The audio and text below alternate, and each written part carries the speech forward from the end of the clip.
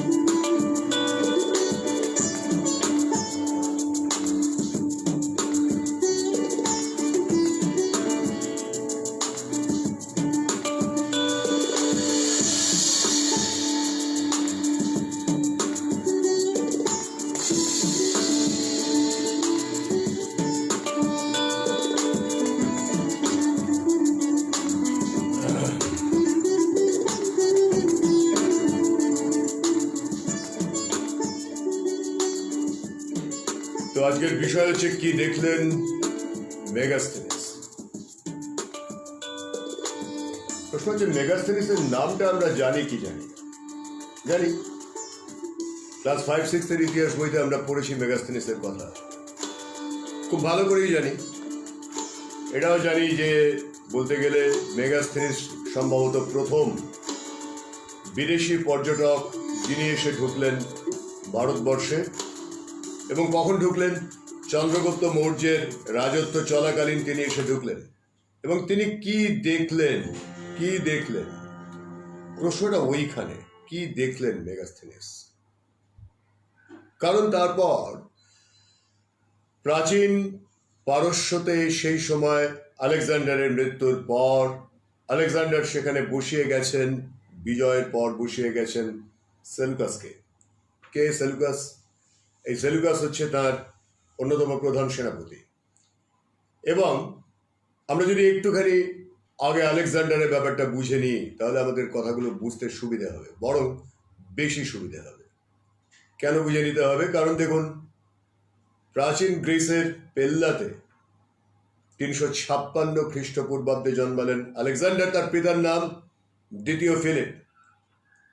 মৃত্যু 323 খ্রিস্টপূর্বাব্দে ব্যাবিলনে, মাত্র 33 বছর বয়সে। অল্প বয়সে মৃত্যু, কিন্তু এই অল্প বয়সে একটি লোক যা যা করে গেল আজও পর্যন্ত তার প্রভাব, যেমন ধরুন সমগ্র মধ্য এশিয়া থেকে শুরু করে দক্ষিণ এশিয়ার একটা বিস্তৃত অঞ্চল, ইউরোপের একটা বিস্তৃত অঞ্চল, এখন যেগুলোকে আমরা বালকান দেশ বলি, সেই দেশগুলোর একটা বিস্তৃত অঞ্চল, একা একটা সৈন্যবাহিনী নিয়ে বেরিয়ে, ছোট্ট একটা দেশ ম্যাসিডোনিয়া থেকে বেরিয়ে এত দূর পর্যন্ত এসে সাম্রাজ্য বিস্তার করে গেলেন। 33 বছর বয়সে মৃত্যু হলো, তার মধ্যে দুটো বিয়ে, তার মধ্যে তার এমন কোনো উত্তরাধিকার থাকলো না যে উত্তরাধিকার সাম্রাজ্য সামলাতে পারে। এই লোকটি খুব রহস্যময়, এই লোকটি ভীষণভাবে রহস্যময়। ইতিহাসে তার সম্পর্কে তথ্য খুব কম, কিন্তু আমরা পাচ্ছি ইতিহাসে কার কথা? আমরা পাচ্ছি পুরুর কথা। আমরা জানতে পারছি আলেকজান্ডারের সঙ্গে নাকি একদল নাগা সন্ন্যাসীর দেখা হয়েছিল। দেখা হওয়ার পরে তিনি নাকি তাদের কাছ থেকে এমন কোনো জ্ঞান লাভ করেছিলেন যে জ্ঞানের প্রভাবে তার মধ্যে একটা পরিবর্তন দেখা দিয়েছিল। পুরুর সঙ্গে যুদ্ধের সন্ধি, তক্ষশিলা মহাবিহার ইত্যাদি বিভিন্ন বিষয়ে দেখা যাচ্ছে আলেকজান্ডারের প্রতিটি কাজ করেছে। আমরা বারবার আপনাদের অতীতে বলেছি, কি বলেছি? স্পষ্ট করে বলেছি যে আলেকজান্ডার ব্যক্তিটি প্লেটো আর অ্যারিস্টটল, বিশেষ করে অ্যারিস্টটলের শিষ্য থাকার ফলে তিনি কোনো শিক্ষা প্রতিষ্ঠান ধ্বংস করেননি।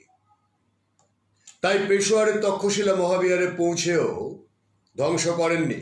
তাই ঝিলাম নদীর তীরে পুরুর সঙ্গে যুদ্ধের পর পুরুকে তিনি ক্ষমা করেছেন, তার আগে প্রতিটি রাজাকে হত্যা করেছেন। বিশেষ করে তখন পারস্যের গোটা পৃথিবী জুড়ে যে ভয়ঙ্কর প্রভাব ছিল এবং তারা যেভাবে চেষ্টা করছিল পারসিক প্রভাব তৈরি করে পৃথিবীর সব কিছুকে জয় করে নিতে, সেইটার বিরুদ্ধেই ছিল তার অন্যতম প্রধান লড়াই। বাবাকে কথা দিয়েছিলেন যে পিতা, আমি আপনাকে কথা দিচ্ছি, আমি আপনার হাতে তুলে দেব এই সমগ্র বিশ্ব, এই শশাগড়া ধরণী। তুলে দিয়েছিলেন, কিন্তু 33 বছর বয়সে মৃত্যুর পর সাম্রাজ্য, এত বড় সাম্রাজ্য বজায় রাখা কঠিন হয়ে গেল। কিন্তু দেখুন, পারস্যে বসিয়ে দিয়ে গেলেন কাকে? বসিয়ে দিয়ে গেলেন প্রিয় সেনাপতি সেলুকাসকে। আর নিজে যখন দেশে ফিরলেন, সঙ্গে যে সেনাপতিরা গেল তাদের মধ্যে একজন ছিল কালানিউস, যার কথা আপনাদের আমি আগেও বলেছি। কিন্তু আলেকজান্ডারের এই পরিবর্তন, এই যে ধারণার পরিবর্তন, এই ধারণার পরিবর্তনের নেপথ্যে কার ভূমিকা ছিল সব থেকে বেশি? প্রশ্ন ওঠে। যদি বলি যার ভূমিকা ছিল, যাদের ভূমিকা ছিল, পরবর্তীকালে তাদেরকে পোট্রে করা হলো, তাদেরকে চরিত্রায়ন করা হলো অত্যন্ত বিশ্রীভাবে। কোথায় না ইন্ডিকা গ্রন্থে। কে করলেন? মেগাস্থেনিস। কি দেখলেন মেগাস্থেনিস?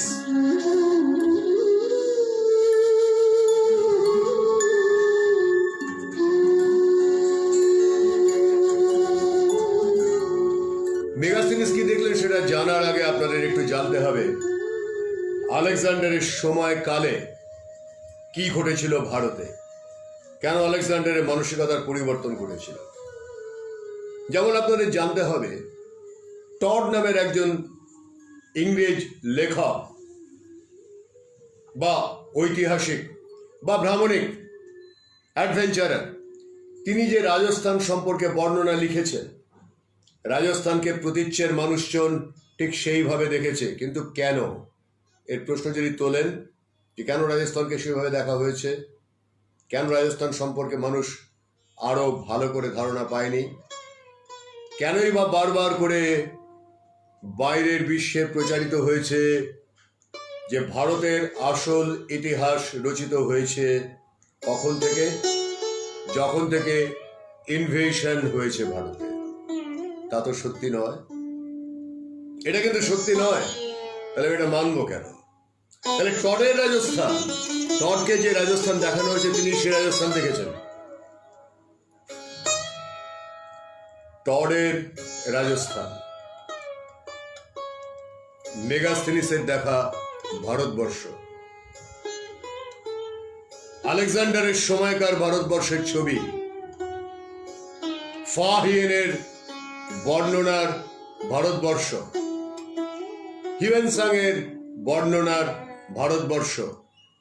গোটা বিশ্ব তাদের চিনেছে, আমাদের চিনেছে এই সমস্ত ঐতিহাসিকদের চোখ দিয়ে। দেখতে পাচ্ছেন হাতে একটা রেপ্লিকা আছে। এই রেপ্লিকাটা কিসের? রেপ্লিকাটা হচ্ছে একটা অস্ত্রের রেপ্লিকা। যদি বলি যে ইতিহাসকারদের যুগে যুগে কালে কালে ব্যবহার করেছে রাজনীতি, যদি বলি তাদের ব্যবহার করেছে সমাজনীতি, অন্যায় বলা হবে না।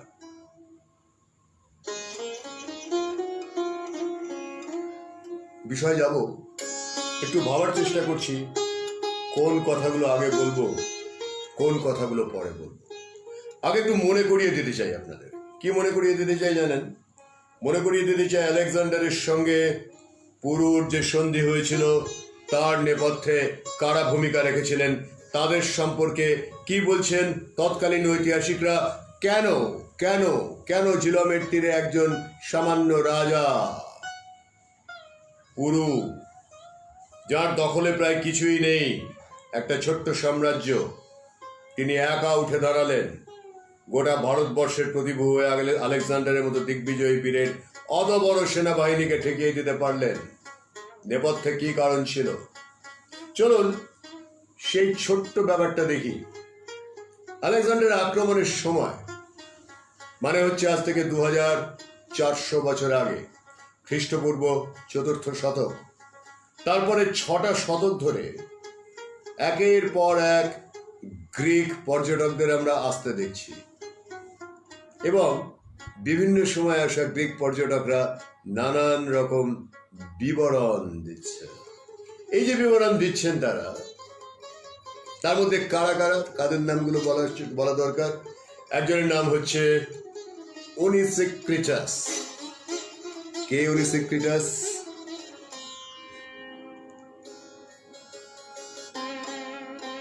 ওনিসিক্রিটাস হচ্ছে আলেকজান্ডারের সঙ্গে আসা একজন ঐতিহাসিক।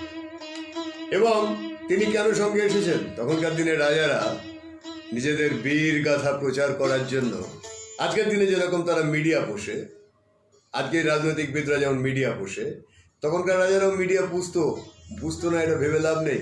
ওনিসিক্রিটাসকে সেই সুদূর ম্যাসিডোনিয়া থেকে আলেকজান্ডার সঙ্গে করে নিয়ে এসেছেন, তার জন্য তাকে বেতন দেওয়া হচ্ছে। তার কাজ হচ্ছে আলেকজান্ডার কোন কোন দেশ জয় করলেন, কোন কোন রাজার সঙ্গে কি ব্যবহার করলেন, সেগুলো প্রত্যেকটা লিপিবদ্ধ করে রাখা। পরে গ্রিসে ফিরে গিয়ে সে আলেকজান্ডারের সমস্ত বর্ণনাটাকে সবাইকে জানাবে। তাই ওনিসিক্রিটাস সঙ্গে এলো। তার মূল লেখা কি লিখেছিলেন তিনি পাওয়া গেল না, কিন্তু ওই লেখার সূত্র ধরে মেগাস্থেনিস এবং তারও আগে আরেকজন, তার নাম স্ট্র্যাবো, এবং এই দুজন তারা ওনিসিক্রিটাসের লেখার সূত্র ধরে লিখলেন তাদের ইতিহাস, আলেকজান্ডারের বিজয় যাত্রার বর্ণনা, প্রাচীন ভারতের সমাজ ব্যবস্থা, এবং সেখানে যা যা তারা লিখলেন সেগুলো কি ওনিসিক্রিটাসের মূল লেখার সঙ্গে কোনো মিল ছিল? আমরা কি করে জানবো? আমরা তো দেখিনি ওনিসিক্রিটাসের মূল লেখাটা কি ছিল। তাই আমরা বলতে পারবো না। তাই আমরা এই মেগাস্থেনিসের কথা বিশ্বাস করব, আমরা স্ট্র্যাবোর কথা বিশ্বাস করব। আমাদের মেনে নিতে হবে যে তার 300 বছর 200 বছর পরে যে ঐতিহাসিক, যে লিপিবদ্ধকার তিনি এলেন, যে ভামনিক এলেন, তিনি যা বললেন সেটা 300 বছর আগে ঘটে যাওয়া ঘটনাকে কিভাবে বললেন না বললেন মেনে নিতে হবে। এবারে আসুন ওনিসিক্রিটাসের বর্ণনা থেকে মেগাস্থেনিস কি কি তুলে দিলেন, তারপর তিনি কি কি বললেন সেটাতে আসবো। কেন? আবার বলছি টরের রাজস্থান, আবার বলছি আজকের সময় পর্যন্ত এই দেশের ইতিহাস নিয়ে প্রাচ্যে, পাশ্চাত্যে, গোটা বিশ্বে, এমনকি আমার দেশের অভ্যন্তরের মানুষগুলো পর্যন্ত খাঁটি ইতিহাসটা কেউ জানে না, কেউ জানতে চায়ও না, চাওয়ার চেষ্টাও করে না। কেন করে না? কারণ ওটা করতে গেলে মুশকিল আছে মশাই, কথাটা অন্যভাবে নেবেন না। ঘাঁটতে গেলে মুশকিল আছে,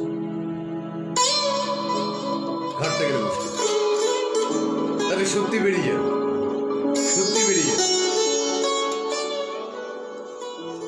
তাহলে চলুন ওনিসিক্রিটাসের বর্ণনা যেটুকু আমরা পাচ্ছি মেগাস্থেনিসের কাছ থেকে তাতে একটু দেখি। তাতে বলা হচ্ছে তেমন কিছু নয়, বলা হচ্ছে যে আলেকজান্ডার যখন গিয়ে পৌঁছলেন কোথায় না, পেশোয়ারের কাছাকাছি ঝিলম নদীর কিনারে পৌঁছানোর পরে তার সঙ্গে দেখা হলো একদল নাগা সন্ন্যাসীর। এই নাগা সন্ন্যাসীরা কে? এই নাগা সন্ন্যাসীরা অদ্ভুত। ওনিসিক্রিটাসকে আলেকজান্ডার পাঠালেন এদের সঙ্গে পরিচয় করো। এরা মাঠে ঘাটে থাকে, ফলমূল খায়, নদীর জল পান করে। এরা বলে এরা সমস্ত রকম জাগতিক সুখের বাইরে রয়েছে। এরা এই কথাও বলে। ওনিসিক্রিটাস তার বক্তব্যে লিখছেন, এদের একজনের পরিচয় লিখছেন, তার নাম লিখছেন ডান্ডামিস। এই মিস শব্দটি, প্রত্যয়টি যোগ করে নাম তৈরি করা ঐতিহাসিকদের, এটা বিশেষ করে গ্রিকেদের অভ্যাসের মধ্যে পড়ে। তাই ডান্ডামিসের কথা লিখছেন তিনি বলছেন এদের প্রধানের নাম ছিল ডান্ডামিস। আচ্ছা ঠিক আছে, আমরা ধরে নিলাম তার নাম ছিল দণ্ডধর, কি তার নাম এমন কিছু ছিল যেটা ওনিসিক্রিটাস ঠিক মতো বুঝতে পারেনি, তাই ডান্ডামিস লিখেছেন। এবং সব থেকে বয়োজ্যেষ্ঠ তিনি। আলাপ করার পর ওনিসিক্রিটাস অনেকভাবে, মানে ভাষা তো জানা যায় না, তাই ওকে দিয়ে ধরে, তাকে দিয়ে ধরে নানানভাবে ভাষাটা জানতে পেরে তিনি কথা বলছেন। এবং তিনি কথা বলতে গিয়ে কি জানতে পারছেন, যে তিনি বলছেন যে এরা তাকে জানাচ্ছে, এই মানুষগুলি তাকে জানাচ্ছে, কি জানাচ্ছে? যে জাগতিক যে জীবন, সেই জাগতিক জীবনের মধ্যে তোমরা সুখ খুঁজে নেওয়ার চেষ্টা করো বলে তোমরা কষ্ট পাও, তাই তোমাদের দ্রুত মৃত্যু হয়। একথাও বলছেন যে তোমাদের যে রাজা, যে তোমাদের সঙ্গে এসেছে, আমি এখান থেকে বসে ভবিষ্যৎবাণী করে বলে দিচ্ছি, দীর্ঘদিন সে রাজা বাঁচবে না। কেন বাঁচবে না? কেন বাঁচবে না? রাজার তো সবল স্বাস্থ্য, সে তো রাজার ছেলে, রাজপুত্র, সে তো রাজা, ভালো ভালো খাদ্য খায়, না বাঁচার তো কোনো কারণ নেই। আমি বলে দিচ্ছি সে বাঁচবে না। আলেকজান্ডারের কানে খবরটা পৌঁছলো। আলেকজান্ডার অবাক হয়ে বললেন, তাই এ কথা বলেছে যে আমি বাঁচবো না? না, আপনি বেশি দিন বাঁচবেন না। মাথায় রাখুন, আলেকজান্ডারের মৃত্যু ঘটেছিল মাত্র 33 বছর বয়সে, আপনাদের আগেই বলেছি।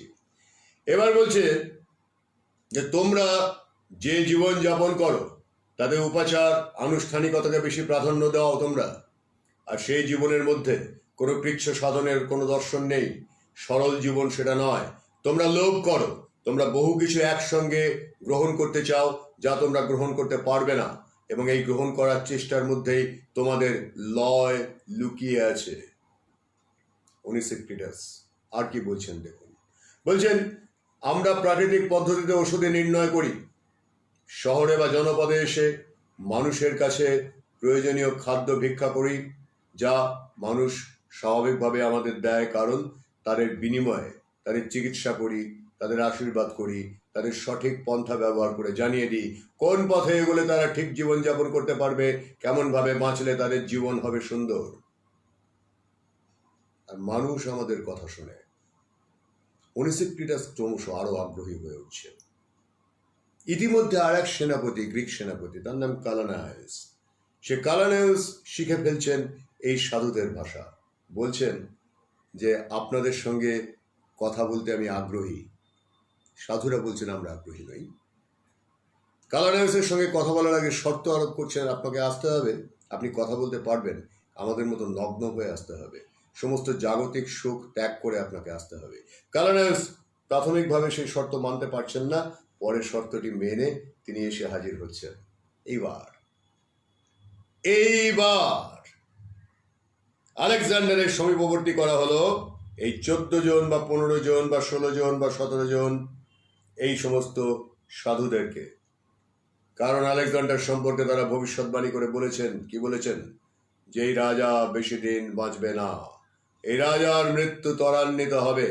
আমরা দেখতে পাচ্ছি যত বড় সাম্রাজ্যই সে দখল করুক না কেন, সেই সাম্রাজ্য শেষ পর্যন্ত থাকবে না, থাকবে না। এবং এই রাজার এমন কোনো সন্তানও হবে না যে সন্তান পরবর্তীকালে এই সাম্রাজ্যকে গুছিয়ে রাখতে পারে। তবে হ্যাঁ, এর যশগাথা বিভিন্ন দেশে বিভিন্নভাবে বলা হবে। আজও আপনি পারস্য চলে যান, আপনি পূর্ব ইউরোপের দেশগুলোতে যান, সেখানে আলেকজান্ডারের সম্পর্কে বদনাম করা হয়, সুনাম নেই। আবার আপনি এখানে আসুন, এদেশে কিন্তু আলেকজান্ডারকে অনেক বেশি সুনাম করা হয়, কারণ আলেকজান্ডার পুরুকে যে সম্মান দিয়েছিলেন এত হাজার বছর পেরিয়ে যাওয়ার পরেও আমরা তা ভুলিনি, আমরা আলেকজান্ডারের সম্মান বজায় রেখেছি। সত্য সত্য উচ্চারণ করেছিলেন তারা। আলেকজান্ডার বললেন, ঠিক আছে, আপনাদের আমি মেনে নিতে রাজি আছি, কিন্তু আপনাদেরকে প্রত্যেককে, আপনারা যে 10 জন এসেছেন, 10 জন, কোনো কোনো ভাষ্যে বলা হচ্ছে 15 জন, কোথাও বলা হচ্ছে 17 জন, এই 10 জন নগ্ন সন্ন্যাসীকে আমি বন্দি করলাম, কিন্তু আপনাদের 10টা প্রশ্নের উত্তর দিতে হবে। যে প্রসঙ্গে উত্তর যদি ভুল হয় তাহলে কিন্তু আপনাদের আমি প্রত্যেককে হত্যা করব। মাথায় রাখুন, খ্রিস্ট ধর্ম তখনও পর্যন্ত আবিষ্কৃত হয়নি। তাহলে আলেকজান্ডার বা তথাকথিত প্রাচীন গ্রিসের যে ধর্ম ছিল, যে জ্ঞান ছিল, ধর্মবিশ্বাস ছিল, প্রাচীন ভারতের ধর্মবিশ্বাস, জ্ঞান, দর্শনের সঙ্গে তার মিল আছে কি নেই খুঁজে দেখুন, দেখুন দুটো মিলে যাবে। প্রাচীন গ্রিস আর প্রাচীন ভারত, বিদ্যা চর্চা দুটো জায়গাতেই হচ্ছে। আর প্রাচীন গ্রিসের সঙ্গে প্রাচীন ভারতের প্রথম সংযোগ সূত্র, প্রথম সেতু বন্ধন তৈরি করছে এই আলেকজান্ডার নামের রহস্যময় ব্যক্তিটি, যার 33 বছর বয়সে মৃত্যু হচ্ছে। সে অ্যারিস্টটলের ছাত্র, সে পেশোয়ার তক্ষশিলা বিশ্ববিদ্যালয় হামলা করে ধ্বংস করেনি, সে জ্ঞানী ব্যক্তি। জ্ঞানী ব্যক্তি এই 10 জনকে বা 15 জনকে বা 17 জনকে নিয়ে আসা হলো আলেকজান্ডারের সামনে। প্রশ্ন শুরু হলো, আপনাদের আগে একদিন বলেছিলাম, আবার মনে করিয়ে দেবো প্রশ্নগুলো কি কি ছিল। কার সংখ্যা বেশি জীবিতের? উত্তর জীবিতের, কারণ মৃতের কোনো। 2, সমুদ্র না স্থল? কোন জায়গায় সব থেকে বড় জন্তু আছে এই পৃথিবীতে? কারণ সমুদ্র এই পৃথিবীর একটা অংশ। 3, সব থেকে ধূর্ত এবং প্রাণী বা জন্তু কি? সব থেকে ধূর্ত জন্তু বা প্রাণী কি? উত্তর সেই যাকে মানুষ এখনো পর্যন্ত খুঁজে পায়নি। 4, সন্ন্যাসীরা কিভাবে তাদের অঞ্চলের রাজাকে বোঝাতে সক্ষম হলেন যে আলেকজান্ডারকে প্রতিরোধ করতে হবে? কারণ এই সন্ন্যাসীরা এই পুরুকে গিয়ে বলেছিলেন, তোমরা প্রতিরোধ করো, আলেকজান্ডারের সঙ্গে যোগাযোগ আমরা করব। তখন একের পর এক রাজা তাদের রাজত্ব ছেড়ে দিচ্ছে। আলেকজান্ডারের বিরাট পঙ্গপালের মতো সৈন্যবাহিনীর সামনে তাদের অস্তিত্ব সংকটের মধ্যে পড়েছে। একমাত্র পুরু উঠে দাঁড়িয়েছিলেন। আজও ইতিহাস ওই সব রাজাদের কাউকে মনে রাখেনি, পুরুকে মনে রেখেছি আমরা। আমরা দারায়ুসকে মনে রেখেছি, আমরা এইসব রাজাদের মনে রাখিনি। আমরা এইসব রাজাদের মনে রাখিনি, তাদের কারণ নাম আপনি ইতিহাসের কোথাও স্বর্ণাক্ষরে লেখা অবস্থায় পাবেন না, কিন্তু দারায়ুসের নাম আপনি পাবেন। দারায়ুসের প্রচুর মূর্তি আপনি পাবেন, আলেকজান্ডারের প্রচুর মূর্তি আপনি পাবেন, প্রচুর শিলালেখ আপনি পাবেন। তাহলে পরের প্রশ্নটা কি ছিল? তোমরা কি করে তোমাদের অঞ্চলের রাজাকে বোঝাতে সক্ষম হলে যে আলেকজান্ডারকে প্রতিরোধ করতে হবে? উত্তর এই বলেছিলাম আমরা, রাজা জীবিত থাকুন বা মারাই যান, যাই হোক না কেন তিনি মহান পরিণতি পাবেন। ইতিহাস তাকে চিরকাল মনে রাখবে। মিলল? ইতিহাস আজও দারায়ুসকে মনে রেখেছে, আর সেই সব রাজাদেরকে ইতিহাস ছুঁড়ে ফেলে দিয়েছে। যারা শিরদাঁড়াহীন, যে সমস্ত রাজা যারা স্রোতের সঙ্গে গা ভাসিয়ে আলেকজান্ডারের সামনে মাথা ঝুঁকিয়েছিল, তাদের কাউকে ইতিহাস মনে রাখেনি। 2500 বছর পর আজও আমরা দারায়ুসের নাম বলছি, পুরুর কথা বলছি। সামান্য ছোট্ট একটি পাঞ্জাব প্রদেশের রাজা, আজকের পাঞ্জাব প্রদেশ ঝিলম নদীর তীরে। তার রাজ্যের সীমানা কতটুকু ছিল জানেন? দারায়ুসের কতটুকু সীমানা ছিল জানেন? ধরে নিন এই কলকাতা হাওড়া শহর, আর তার সঙ্গে আর খানিকটা যোগ করুন, এইটুকু মাত্র সীমানা ছিল। সৈন্যবাহিনী কতটুকু ছিল জানেন? জানেন দারায়ুসের মোট সৈন্যবাহিনী কত ছিল? যেটুকু ইতিহাসে পাওয়া যাচ্ছে তাতে জানা যাচ্ছে মাত্র 1400 সৈন্যবাহিনী। 1400 সেনা নিয়ে আলেকজান্ডারের সেই বিপুল কয়েক লক্ষ সেনার সামনে সে দাঁড়িয়ে গেছিল, লড়েছিল, যুদ্ধ করেছিল। ইতিহাস মনে রেখেছে দারায়ুসকে। ইতিহাস সেই সব রাজাদের ভুলে গেছে যারা আলেকজান্ডারের সঙ্গে সন্ধি করে নিজেদের গদি বাঁচিয়েছিল। ইতিহাস ভুলে যাবে সেই সব মানুষকে, সেই সব শাসকদের, সেই সব অহংকারী স্বার্থসন্ধ শাসকদের, যারা আজও পর্যন্ত মনে করছে তারা নানান রকম ধান্দাবাজি করে গদি বাঁচিয়ে তাদের নাম ইতিহাসে মহান করবে। বড় বড় ছবি দিয়ে আমি আমার নাম মহান করতে পারি না। সমকালে হয়তো আমার মাফিয়া বাহিনীর জন্য কেউ কোনো কথা বলছে না, কিন্তু পরে কেউ আমাকে মনে রাখবে না, ঘৃণা করবে, ঘৃণা করবে, ঘৃণা করবে। সেদিনের 2500 বছর আগের সেই ভারতবর্ষের সঙ্গে আজকের ভারতবর্ষকে মিলিয়ে দেখুন। ইতিহাস কাকে মনে রেখেছে, ইতিহাস কাকে মনে রাখবে, স্পষ্ট করে বোঝার চেষ্টা করুন। চলুন আর একটা প্রশ্নের উত্তরে যাই, 5 নম্বর। তাহলে 4 নম্বর প্রশ্নটা ছিল এরকম, রাজাকে কি করে তোমরা বোঝালে যে রাজাকে যুদ্ধ করতে হবে? আমরা রাজাকে বললাম, আপনি বেঁচে থাকুন বা মরে যান, যাই হোক না কেন পরিণতি কিন্তু মহান হবে। ইতিহাস আপনাকে মনে রাখবে, রেখেছে। এবার পরের প্রশ্ন, পরের প্রশ্ন, কি করে একজন মানুষ হতে পারে শ্রদ্ধা বা ভালোবাসার পাত্র?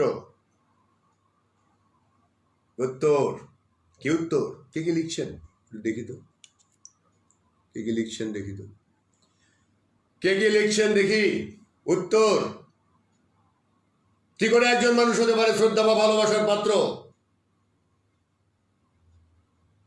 ভীতি প্রদর্শনের পথ অবলম্বন না করে মানুষকে ভালোবাসতে পারলে তবেই শ্রদ্ধা বা ভালোবাসার পাত্র হওয়া যায়।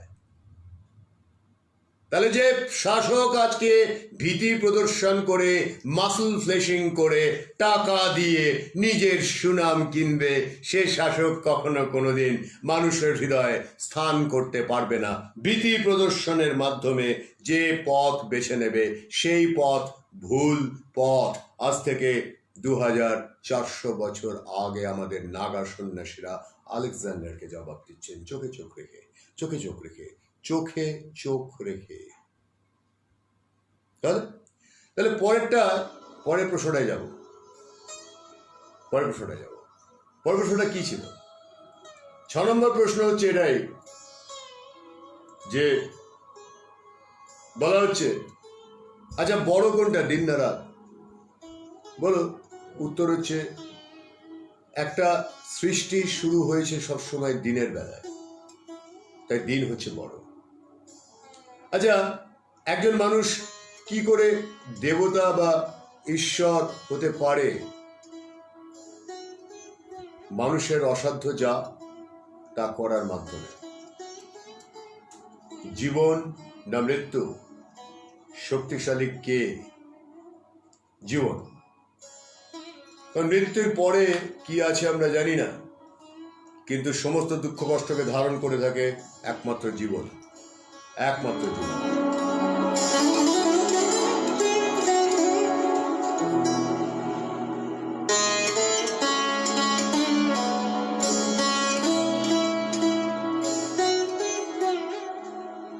এই প্রশ্নগুলো আগে আপনাদের একদিন বলেছিলাম,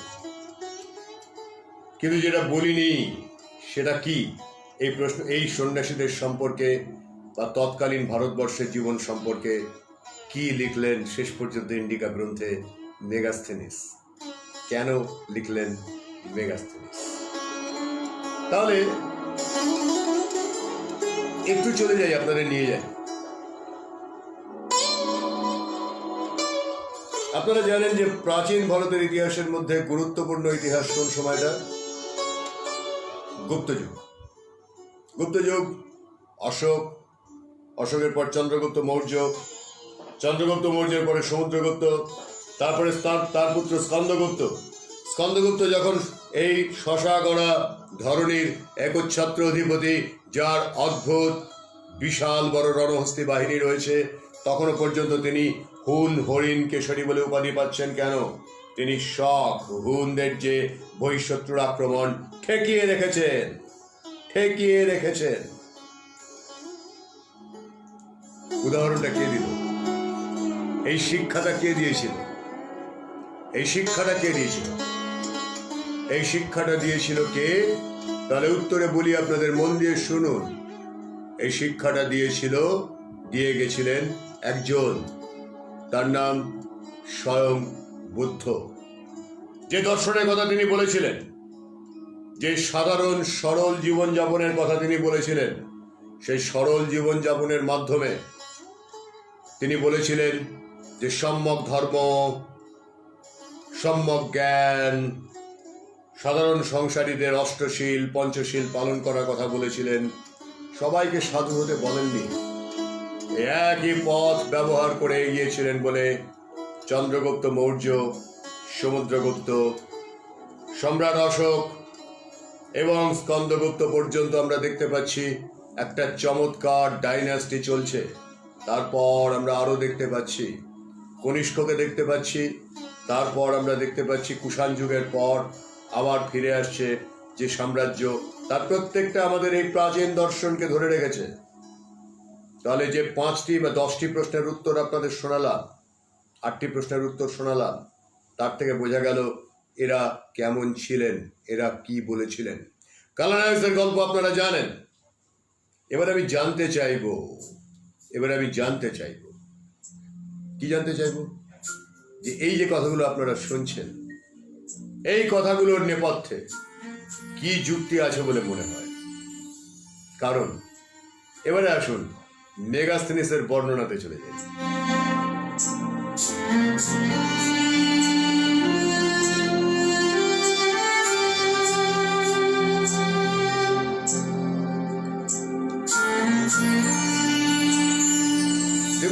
দেখুন আলেকজান্ডার তো 326 খ্রিস্টপূর্বাব্দে মারা গেলেন, আর মেগাস্থেনিস এলেন চন্দ্রগুপ্ত মৌর্যের সময়কালে ভারতবর্ষে।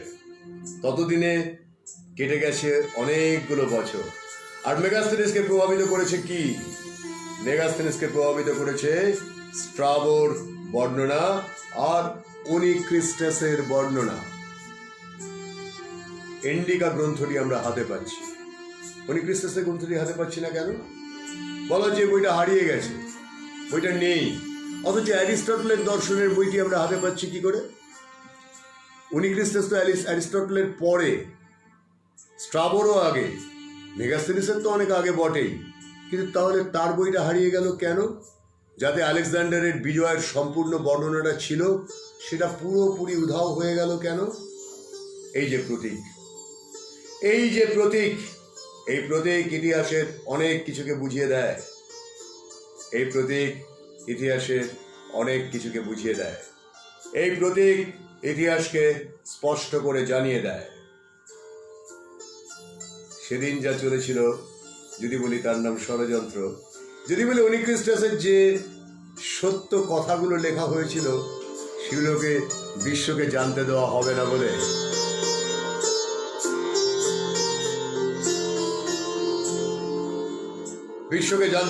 না বলে মেগাস্থেনিস তার ইচ্ছে মতো একটা ব্যবস্থা করে নিয়েছিলেন। কি করেছিলেন তা তো আমরা জানতে পারবো না, আমাদের হাতে তো টাইম মেশিন নেই, আমরা তো ফিরে যেতে পারবো না কয়েক হাজার বছর আগে, আমাদের হাতে টাইম মেশিন নেই। কিন্তু আমাদের কি আছে? আমাদের বুদ্ধি আছে, আমাদের তথ্য উপাত্ত বিশ্লেষণ করার ক্ষমতা আছে, সর্বোপরি আমাদের কি আছে? আমরা জানি ইতিহাস মানেই হিজ স্টোরি, মানে তাতে এই প্রতীক প্রতি ক্ষেত্রে ব্যবহৃত হবে। কখন কার বুকে কিভাবে বসবে কেউ জানে না। তাই সৃষ্টিকে ধ্বংস করে দেওয়া কোনো কঠিন ব্যাপার নয়। কিন্তু মেগাস্থেনিস তার ইন্ডিকা গ্রন্থে কি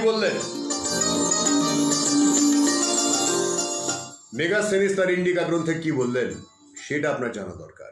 তিনি ইন্ডিকা গ্রন্থে বললেন যে সেলুকাসের প্রতিষ্ঠিত সেলুসিডীয় রাজত্বের প্রাথমিক পর্যায়ের কয়েক বছরের মধ্যেই পারস্য থেকে মেগাস্থেনিসকে পাঠানো হলো ভারতে। আর তখন ভারতে এসে তিনি একটা দারুণ ওয়েলকাম পেলেন।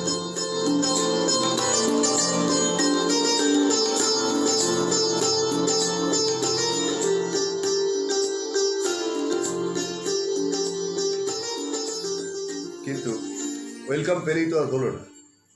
তিনি কি লিখলেন, কি থাকলো ইতিহাসে, সেটাই হচ্ছে বিষয়। আমরা দেখতে পাচ্ছি যে চন্দ্রগুপ্ত মৌর্যের সময় ছিল, যে সময়টা, তাতে এই যে নাগা সন্ন্যাসীরা যাদের কথা ওনিক্রিস্টাস লিখে গেলেন, যাদের সম্পর্কে কালানিউসের তত্ত্বটা আমরা পেলাম, যাকে কল্যাণমস্তু নাম দেওয়া হলো, এবং যিনি ফিরে যাওয়ার পরে স্থির করলেন যে তিনি প্রায়োপবেশন করবেন, তারপরে বললেন যে না, আমার পৃথিবীতে বেঁচে থাকার আর প্রয়োজন ফুরিয়েছে, আমি সমস্ত রকম আমার যা কিছু অর্জন সব দান করে দিলাম। দান করে দিয়ে আমি কি করলাম? জ্বলন্ত অগ্নিতে প্রবেশ করে প্রাণ বিসর্জন দিলেন। হ্যাঁ, এটা খঞ্জরের রেপ্লিকা ভাই, খঞ্জরের রেপ্লিকা। এবারে কথাটা হচ্ছে যে ঘটনাটা এইখানে শেষ হচ্ছে না, এর পরে আরো অনেক কিছু শুরু হচ্ছে। কি শুরু হচ্ছে? যে মেগাস্থেনিস কি বর্ণনা দিলেন। এটা খঞ্জরের রেপ্লিকা, মন চ্যাটার্জি, এটা হচ্ছে রেপ্লিকা, একটা প্রতীক। ঠিক যেরকম গতকাল রাত্রিবেলা রাধাকৃষ্ণের গল্প বলছিলাম, একটা প্রতীক। আমি আবারও বলছি, ওনিক্রিস্টাসের লেখা ইতিহাস, সেই ইতিহাস খুঁজে পাওয়া গেল না। তার আগে অ্যারিস্টটলের লেখা সবকিছু থাকলো, তারও আগে আরো যা কিছু লেখা হয়েছিল গ্রিক পণ্ডিতরা লিখেছিলেন সেগুলো সব থাকলো। এমনকি বারবাডিউস তিনি যে কথাগুলো লিখলেন দ্বিতীয় খ্রিস্টাব্দে সেগুলো প্রত্যেকটা থাকলো। কে এই বারবাডিউস? মেগাস্থেনিসের ছাত্র। তাহলে একমাত্র উনি খ্রিস্টাস যিনি আলেকজান্ডারের সঙ্গে ভারতে এলেন, যিনি প্রতিটি ক্ষেত্রে স্পষ্ট করে লিখলেন কোন কোন দেশ আলেকজান্ডার কিভাবে জয় করেছেন বললেন, তার ডিটেল লেখাগুলো হঠাৎ করে ইতিহাস থেকে হারিয়ে গেল। তাহলে এই কি কোনো ভূমিকা রাখেনি? রাখেনি? হ্যাঁ, রেখেছে। তাহলে চলুন যে ইতিহাস আমাদের বিকৃত করা হচ্ছে সেই ইতিহাসের কথায় যাই। মেগাস্থেনিস তার ইন্ডিকা গ্রন্থে কেন লিখবেন? মেগাস্থেনিস তার ইন্ডিকা গ্রন্থে ওই নগ্ন সাধুরা যারা এসে আলেকজান্ডারকে দর্শনের জ্ঞান বোঝানোর পর আলেকজান্ডার এদেশে আর সাম্রাজ্যবাদ বিস্তার করলেন না, তক্ষশিলা মহাবিহার ধ্বংস করলেন না, তক্ষশিলা মহাবিহার ধ্বংস না করে, ভারতের রাজত্ব আগ্রাসন না করে, এখানে গ্রিসের সাম্রাজ্য প্রতিষ্ঠা না করে তিনি ফিরে গেলেন, সেলুকাসকে পারস্যে বসিয়ে দিয়ে গেলেন। তাহলে মেগাস্থেনিস তার ধার থেকে 150 বছর পর এই দেশে এসে তার ইন্ডিকা গ্রন্থে কেন চন্দ্রগুপ্ত মৌর্যের সময়ের ভারতবর্ষকে নিন্দা করে তার ইন্ডিকা গ্রন্থে লিখলেন? কেন বলা হলো ওই নগ্ন সন্ন্যাসীদের সম্পর্কে প্রত্যেকটি অপশব্দ ইন্ডিকা গ্রন্থে কেন লেখা হলো? কেন উনি খ্রিস্টাসের, কেন আমাদের প্রাচীন দর্শনকে সম্মান দেওয়া হলো না? কেন? ইন্ডিকা গ্রন্থে মেগাস্থেনিস যে কথা বলছেন আমি সেটা বিশ্বাস করতে চাই না। শুনে নিন, ইন্ডিকা গ্রন্থে মেগাস্থেনিস যে কথা বলছেন তিনি পরিষ্কার বলছেন দুটি মাত্র গোষ্ঠী, শ্রমণ আর ব্রাহ্মণ, তাদের কথা, অথচ শ্রমণ আলাদা, ব্রাহ্মণ আলাদা। এখানে তিনি বলছেন এক শ্রেণীর মানুষ তারা কি করে, ব্রহ্মচর্য পালন করে এবং তারা কি করে, নদীর তীরে বাস করে। তাদের শিক্ষা লাভের একটা পদ্ধতি আছে, সেই পদ্ধতি কোনো কার্যকরী পদ্ধতি নয়, এ কথাও বলছেন। এবং এরা শুধু মৃত্যুর আরাধনা করে। মিথ্যা। আমি বলবো এর প্রতিটি কথা মিথ্যা। আমি বলবো, এই জন্যে বলবো, ইন্ডিকা গ্রন্থকে কেন্দ্র করে আজকে ভারতের ইতিহাসকে তৈরি করা হয়েছে। ইন্ডিকা গ্রন্থের উপর দাঁড়িয়ে প্রাচীন ভারতকে দেখা হয়। এখনো পর্যন্ত আমাদের ঐতিহাসিকরা ইন্ডিকা গ্রন্থের উপরে ভরসা রাখেন। আমাদের যা কিছু প্রাচীন, যা কিছু নিজস্ব ছিল তার উপর ভরসা রাখেন না। যে জ্ঞান আমাদের ছিল, যে প্রাচীন জ্ঞান আমাদের রয়েছে, সে প্রাচীন জ্ঞানের দিকে একবারও কেউ ফিরে তাকান না। মিথ্যা, মিথ্যা। মনে রাখুন, রবিবাবু যখন অজাতশত্রুর কথা লেখেন তিনি কিন্তু স্পষ্ট ভাষায় নিন্দা করে বলছেন অজাতশত্রু রাজা হলো যাবে পিতার আসনে আসি, পিতার ধর্ম শোনিতে স্রোতে মুছিয়া ফেলিল রাজপুরী হতে, সপিল যজ্ঞ অনল আলোকে বৌদ্ধ শাস্ত্র রাশি। একথাও তিনি বলছেন বেদ ব্রাহ্মণ রাজা ছাড়ার কিছু নাই ভবে পূজা করিবার, এই কোটি কথা যেন মনে সার ভুলিলে বিপদ হবে। এই যে বেদ ব্রাহ্মণ রাজা, এই যে নেক্সাসের কথা রবিবাবু যেটা বলতে চাইছেন, আমি যদি বলি ভুল ছিল, আমি যদি বলতে চাই যে প্রাচীন আমলের আমাদের যা কিছু শিক্ষা, যা বেদ, যা ব্রাহ্মণ, যা সংহিতা, যা উপনিষদ, তার কোথাও আচারের কথা ছিল না। তার প্রমাণ লক্ষ লক্ষ প্রমাণ, হাজার হাজার প্রমাণ একের পর এক দেখিয়ে দেওয়া যেতে পারে। কিন্তু ইন্ডিকা গ্রন্থে মেগাস্থেনিস বারবার আমাদের প্রাচীন সভ্যতাকে নিন্দা করে গেলেন, আর সেই নিন্দা গ্রাহ্য করা হলো। আমাদের ঐতিহাসিকরা ওই ইন্ডিকা গ্রন্থকে রেফার করে বারবার করে লিখলেন এবং সেই ইতিহাস গ্রাহ্য হলো। আমরা জানতেও পারলাম না চন্দ্রগুপ্ত মৌর্যের ভারত, জানতে পারলাম না অশোকের ভারত, জানতে পারলাম না আমরা সমুদ্রগুপ্তের ভারত, জানতে পারলাম না তার পূর্ববর্তী ভারতবর্ষের ছবিগুলো, বিম্বিসারের ভারত, আমরা জানতে পারলাম না তার আগের ভারত। আমাদের কাছে কোনো তথ্য রাখা হলো না। যদি বলি ইতিহাসকে বিকৃত করে কখনো একটা জাতকে নিচে ফেলা যায়, তাহলে তার উদাহরণ হিসেবে বলবো আমরা সেই জাত আমরা সেই জাত, আমরা বিকৃত ইতিহাসকে পড়েছি, বিকৃত ইতিহাসকে স্বীকার করে নিয়েছি। আমি দেখেছি, আমি নিজের চোখে দেখেছি। মাত্র 2000 বছরের ইতিহাস, 2000 থেকে 3000 বছরের ইতিহাস, তার বেশি নেই, তার বেশি তাদের নেই, পশ্চিমের নেই। আমার যে রাস্তায় আমি থাকতাম, কোবলেন্জার স্ট্রাসে বলে কোলনে, জার্মানিতে গিয়ে আমার বাড়ির সামনে একদিন হঠাৎ দেখি সকালবেলায় বিরাট বিরাট যন্ত্রপাতি এসে গেছে। এবং কি ব্যাপার না, এখানে মাটির তলায় নাকি একটা প্রাচীন রোমান কলোনি পাওয়া গেছে। একটা কলোনির থেকে, কলোনিয়া থেকে কলোন হয়েছিল, একটি রোমান সৈন্যাবাস ছিল সেখানে, তার অনেক কিছু পাওয়া গেছে। অতএব এই রাস্তাটা এখন বন্ধ, তোমরা অন্য রাস্তা দিয়ে যাও। বিশ্বাস করবেন, 3 মাসের মধ্যে সেখানে খুঁড়ে এক্সকাভেট করে আমরা দেখতে পেলাম চোখের সামনে, পুরো জিনিসটাকে তুলে যেরকম ছিল ঠিক সেরকম ভাবে তুলে নিয়ে গিয়ে মিউজিয়ামে বসিয়ে দেওয়া হলো।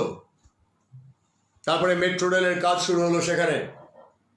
আর আমরা কি করেছি? আমরা অ্যালাউ করেছি বামিয়ানের বুদ্ধ মূর্তি ধ্বংস হতে দিতে। আমরা কি করেছি? আমরা অ্যালাউ করেছি পৃথ্বীরাজ চৌহানের সমাধি আজ পর্যন্ত আমার দেশে ফিরে আসেনি। আমরা কি করেছি? আমরা অ্যালাউ করেছি দিনের পর দিন আমাদের প্রাচীন ইতিহাসের যা কিছু নিজস্ব বৈশিষ্ট্য সেগুলোকে ধ্বংস করতে। এই সেদিনেও একটা বুদ্ধ মূর্তি পাওয়া গেছে, 2500 বছরের পুরনো বুদ্ধ মূর্তি। 4 জন আফগানিস্তানে 4 জন শাবল দিয়ে খুঁচিয়ে খুঁচিয়ে ভাঙার পর আর্কিওলজিক্যাল ডিপার্টমেন্ট সেখানে গিয়ে হাজির হয়েছে। লজ্জা লাগে না? লজ্জা লাগে না? 4 জন ওই ঢল্লা পাজামা পাঞ্জাবি পরার বড় বড় দাড়িওয়ালা লোক, তারা শাবল দিয়ে খুঁচিয়ে খুঁচিয়ে ভেঙেছে, কারণ তারা বিশ্বাস করে আব্রাহামিক পৌত্তলিকতা, আব্রাহামিক পৌত্তলিকতা, আব্রাহামিক পৌত্তলিকতা, আব্রাহামিক ধর্মের এই ভয়ঙ্কর ভয়ঙ্কর নৃশংস অত্যাচার আমাদের ইতিহাসের ওপরে আজও ঘটে চলেছে।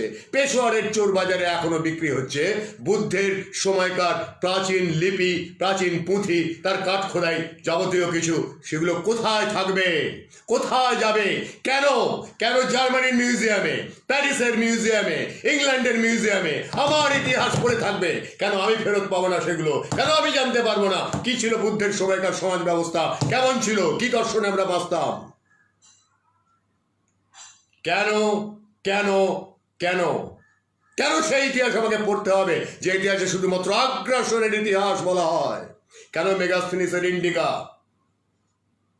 কেন সিক্রেটিসের সেই প্রাচীন লেখাটি আমরা পাবো না, যাতে আলেকজান্ডারের বিজয় বর্ণনাতে ভারতের আজীবক তীর্থিক নাগা সন্ন্যাসীদের দর্শনের কথা আছে, যেখানে এসে তিনি দাঁড়িয়ে গেছিলেন দিগ্বিজয়ী বীর এবং তিনি ফিরে গিয়েছিলেন। যদি এইটা লিখতে পারেন মেগাস্থেনিস, আপনি আজকে ইতিহাসের কবর খুঁড়ে আপনাকে তুলে এনে জিজ্ঞাসা করছি, যদি এইটা আপনি লিখতে পেরে থাকেন তাহলে সত্যটা লিখুন। সিক্রেটিসের বইটা কোথায় গেল? সত্যটা লিখুন। আর কেনই বা আপনার পর যে বার্বাডোসিয়ান যিনি এলেন ভারতে, তার কথা লেখা থাকলো? কেনই বা আলেকজান্ডারের একার কথা থাকলো? আর দারায়ুসকে কেনই বা বলা হলো সে দারায়ুস নাকি গ্রিসের তখনকার ধর্ম সেটা গ্রহণ করতে বাধ্য হয়েছিলেন? মিথ্যা। দারায়ুস তথা পুরো সেরকম কিছুই করেননি। আমি যেটুকু ইতিহাস ঘেটেছি আমি তার প্রত্যেকটা জিনিস হাতে তথ্য দিয়ে প্রমাণ করে দেবো। হ্যাঁ আছে, কিন্তু কেউ সেগুলো আমাদের পড়াবে না। কেন চন্দ্রগুপ্ত মৌর্যের কোনো মূর্তি নেই? কেন অশোকের কোনো মূর্তি নেই? কেন সমুদ্রগুপ্তের কোনো মূর্তি নেই, যে সমুদ্রগুপ্তকে হুন হরিণ কেশরী বলা হয়েছিল? কেন কনিষ্কের কোনো মূর্তির গলা নেই? তারা কারা এগুলো ধ্বংস করেছে? যারা এগুলো ধ্বংস করেছে তারা কোথায়? ইতিহাস তাদেরকে কবর দিয়ে রেখেছে, তাদেরকে কোনোদিন খুঁজে পাবেন না। কিন্তু আমাদের সত্য ইতিহাস আমাদের আজও জানতে দেওয়া হবে না। তাই মেগাস্থেনিস কি দেখলেন তার বর্ণনা ইন্ডিকা গ্রন্থে আছে, কিন্তু মেগাস্থেনিস যা বললেন তা মিথ্যা কথা বললেন। তিনি ব্রাহ্মণদের সম্পর্কে কতগুলো অন্যায় কথা বললেন।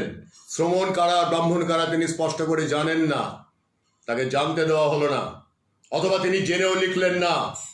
আর সেটাকেই আমাদের ইতিহাসকাররা ভারতের ইতিহাস বলে গ্রহণ করলো। এইখানে আমার আপত্তি। তাই কি দেখলেন মেগাস্থেনিস? আজকে কথা শেষ করব না, কারণ তিনি যা যা লিখেছেন তার বিশদ আপনাদের আমি আবার কালকে বলবো। আবার কালকে বলবো, আবার পরশু বলবো, আবার বলবো, বারবার বলবো, আমার ইতিহাস আমাকে ফিরিয়ে দেওয়া হোক। বারবার বলবো, বারবার বলবো, আমার সত্য আমাকে ফিরিয়ে দেওয়া হোক, আমার দর্শন আমাকে ফিরিয়ে দেওয়া হোক। আর বারবার করে বলবো, আব্রাহামিক অত্যাচারগুলোর যে ইতিহাস সেখানে লিপিবদ্ধ করা আছে সেগুলো মিথ্যা ভুল ইতিহাস। সেই মিথ্যা ভুল ইতিহাস আমার পরের প্রজন্ম যেন না শেখে, তারা যেন জানে আসল ইতিহাস আমাদের কি।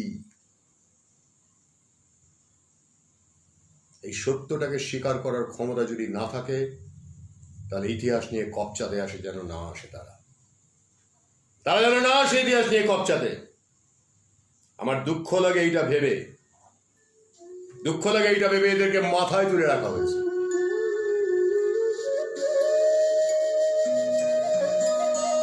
আজকে এই পর্যন্ত। আমি জানি কড়া সত্য শুনতে ভালো লাগে না, সেখানে কম মানুষ পাওয়া যায়। কড়া সত্য শুনতে ভালো লাগে না। কি ভালো লাগে জানেন? কি ভালো লাগে জানেন? সস্তা মনোরঞ্জন। কে বলেছে দেবনাথ সত্যকে জানতে পারবো না? সত্য হাতে আমার কাছে আছে, আমার কাছে সত্য। আমাদের তথাকথিত কোটানকোট ইতিহাসবিদরা সকলে জানে, কিন্তু তারা বলবে না। কেন বলবে না জানিস? তাদের ডাল রুটি চলবে না। বিগত 70 বছর ধরে বা তারও বেশি সময় ধরে 1920 সালে একটা ভয়ঙ্কর দল এখানে জন্ম নিয়েছিল। একটা ভয়াবহ বীজ পোঁতা হয়েছিল। সেই ভয়ঙ্কর বীজ আমাদের শেষ করেছে, ইতিহাসকে শেষ করেছে। কিসের নামে? মার্কসিজমের নামে। কি মার্কসিজম? কিসের মার্কসিজম? আমাদের ইতিহাসকে শেষ করার চেষ্টার জন্য মার্কসিজম। কোন মার্কসিজম? যে মার্কসিজম বারবার করে সাম্রাজ্যবাদী হানাদারদের কথা বারবার করে চিৎকার করে বলেছে, সেই মার্কসিজম। কোন মার্কসিজম? যে আমাদের দর্শনকে মিথ্যা প্রতিপন্ন করেছে, সেই মার্কসিজম। আমি ঘৃণা করি সেই মার্কসিজমকে। আমার কোনো অশ্রদ্ধা নেই কার্ল মার্কসের ওপর। অশ্রদ্ধা আছে সেই সমস্ত লোকগুলোর ওপর যারা বিবেকানন্দের সম্পর্কে মিথ্যা কথা বলে এবং সেটা তাদের পার্টি কংগ্রেসে প্রচার করে রাখে, এবং যারা সমাজকে নষ্ট করে। আমার ঘেন্না আছে তাদের সম্পর্কে, যারা আমার সমাজকে আজকে এত দূর পর্যন্ত অবক্ষয় টেনে নিয়ে গেছে। কিন্তু না, দেরি হয়ে যায়নি। Better late than never.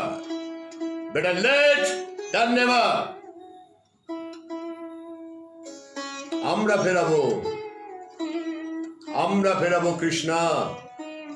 আমরা সকলে মিলে ফেরাবো। জীবদ্দশায় প্রমাণ করে যাব, আমাদের আসল ইতিহাস কি প্রমাণ করে যাব। ছাড়বো না। যখন যেখানে যা তথ্য পাবো সঙ্গে সঙ্গে বলবো, তুল্যমূল্য বিচার করে বলবো।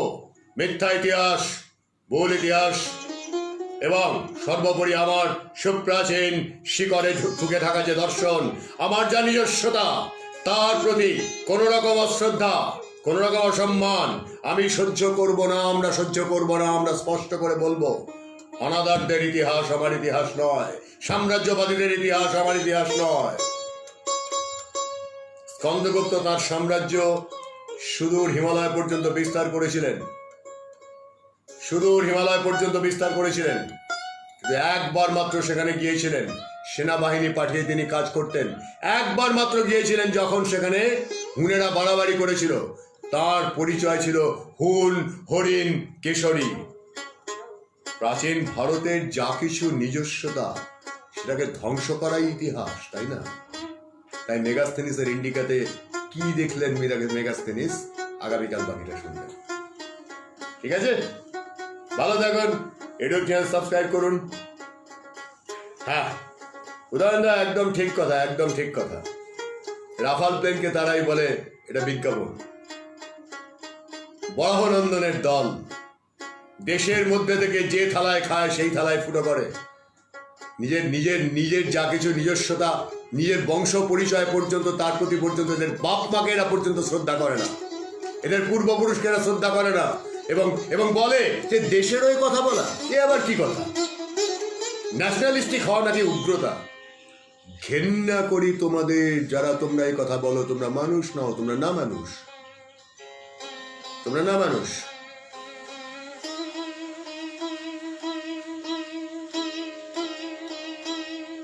ভবসিন্ধু, আপনি বোধহয় লিখছেন এখানে যে পাত্র উপযুক্ত না হলে, পাত্র উপযুক্ত করতে বেশি সময় লাগে না। এ নিয়ে অনেক আলোচনা অতীতে করেছি, শুনে নেবেন। ভালো থাকুন সকলে, রাত 8টায় দেখা হচ্ছে। আজ একটু গ্রামে নিয়ে যাবো, একটু গ্রামের কথা বলবো, শুনবো। আজ একটু গ্রামে নিয়ে যাবো। আর মনে রাখুন, আমাদের প্রচার মানে আপনি আপনার নিজস্বতার সঙ্গে থাকছেন। আর এই সস্তা জনপ্রিয়তা, এই তথাকথিত এন্টারটেনমেন্ট, এই তথাকথিত প্রোপাগান্ডা মেশিনারি, যারা চকচকে ঝকঝকে স্টুডিও নিয়ে বসে থেকে আমাদের সর্বনাশ ছাড়া কোনো উপকার আজ পর্যন্ত করেনি, পরিহার করুন। এরা না মানুষ, পরিহার করুন, পরিহার করুন। এবার না বলতে শিখুন। Better late than never, better late than never. This is the time. সময় এসে গেছে, সময় এসে গেছে, দিন এসে গেছে। ভালো থাকুন সকলে। আমার একটু নিজেকে ঠান্ডা করতে খানিকক্ষণ সময় লাগবে। নমস্কার, দেখা হচ্ছে রাত 8টায়। আনন্দম। বিদায়। বাজনাটা বাজতে বাজতে শুনতে শুনতে যাই।